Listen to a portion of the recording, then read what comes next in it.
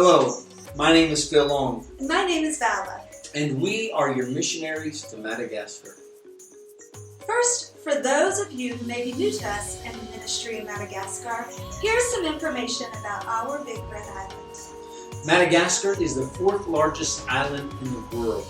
It is an African country, but it sits off the southeast coast of Africa. Madagascar is home to 18 to 20 indigenous people groups, or tribes, as well as several large immigrant people groups from the continents of Europe, Asia, and Africa. It's home to over 26 million people. While many people claim to be believers in Jesus, Madagascar is a synchronistic culture mixing animism like ancestor worship with Christian or Islamic faith. In 2014, God called us back into foreign missions. My husband and I were getting ready to turn 40 years old. So we packed up our teenage kids and started deputation. We finished deputation in 2017 and headed to France, where we spent 9 months learning one of the 2 languages that are used in Madagascar. When we arrived here in May of 2018, we spent the next year studying our second language and learning more about our new home and culture. In late 2019, we began to pray with another missionary family about venturing out together for our first church plant. We set a launch date in 2020, but then, as you know, COVID began making its way around the world, and it wasn't long before it shut everything down in Madagascar. Our plans were to begin the church later on that year. However, we began to pray about how we could help the people in the area where we would plant the church during what we would later realize was only our first lockdown. It was April 2020. That month we received some surprise gifts. So our new ministry team got together and decided that because so many people were not able to work, we would do a food outreach. For 3 weeks, we gave away rice, beans, soap, and the gospel. People began to ask us, "Where's your church? We want to come." But the truth is we hadn't even started the church yet, but we took that as a prompting to start right away. We found a location to rent so we could meet, but after the first 3 weeks, we'd outgrown it. That's when God put us in contact with a school that has great facilities, and they allowed us to begin meeting there. Once we made that transition to school, God began to bless, and things really began to take off. People began to come, and they had children, so we began a kids' church. Things were going so well until the COVID cases began to rise again, and we were shut down for a second time. We wanted to keep teaching the Malagasy people who God brought our way.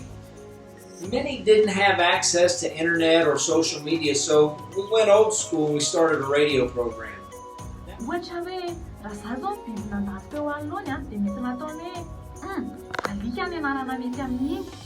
That went great, and when we were able to meet again, we discovered that we had a family who had heard us on the radio, and they started coming as well. At that point, we had a few teenagers that were coming, and we made a decision to start a Sunday morning youth time before regular service. Not only did our youth who were already attending the church come, but students from the English classes we teach in order to maintain our visas began to come as well. Then we realized that over 95% of our kids have no father in the home.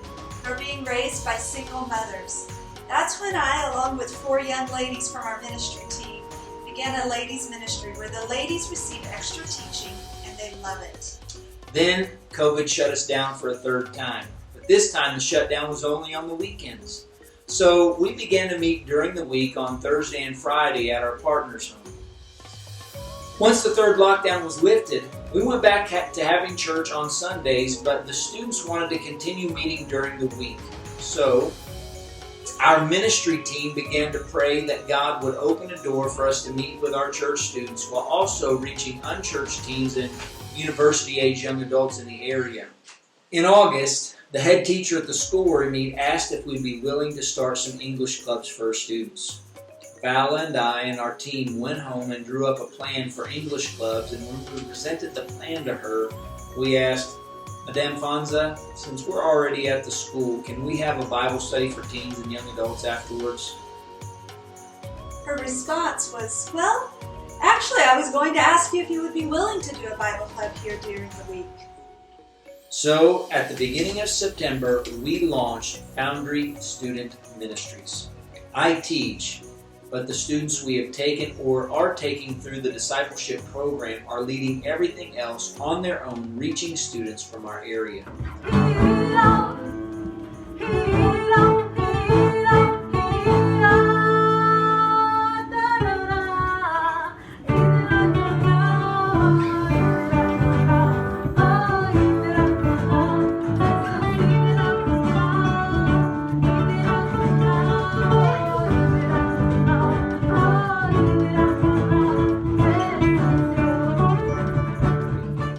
It's our desire that we start student ministries like Foundry all over the capital city, filtering the young adults that we reach into our local churches.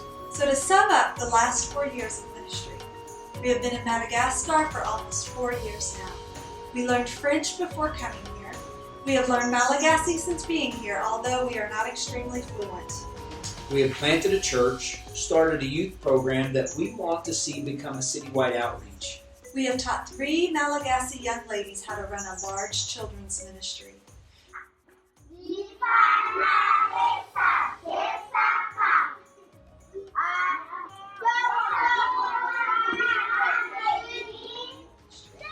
We have had the discipleship material we use translated into Malagasy. Malagasy people have been discipled, and most are now discipling others. We have seen people saved.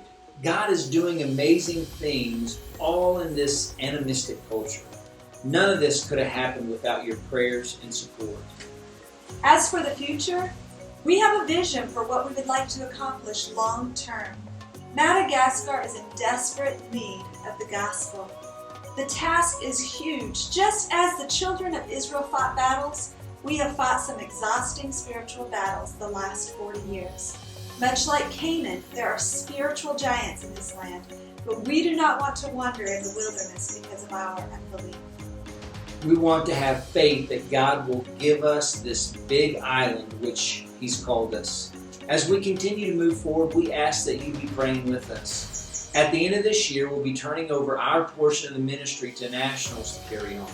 Then next year, we'll begin laying some groundwork to plant a second church in a different part of the city. The task is huge, but God is faithful. Just as Paul wrote in 1 Thessalonians 5:24, he who calls you is faithful, who will also do it. As we finish up, let me say over the last few years, we have seen God do much more than what we ever could have anticipated. A church was launched, people are hearing biblical teaching, and many hearing the Word of God for the very first time. People have been saved and baptized and have been taken through discipleship. This is not because of the longs. It's because of our faithful God and because of your faithful prayers and support. So we want to say thank you so much.